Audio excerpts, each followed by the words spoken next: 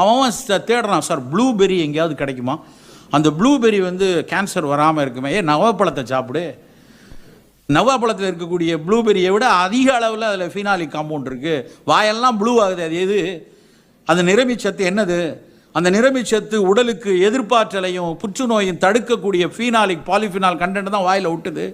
ஆனால் நவ்வாப்பழத்துக்கு மேலே, நாவல் பழத்துக்கு மேலே அப்படி பரிச்சயம் கிடையாது. இன்றைக்கி நகர்ப்புறத்தில் இருக்கக்கூடிய சிறு குழந்தைகள் பல பேருக்கு நாவல் பழம்னா என்னன்னே தெரியாது.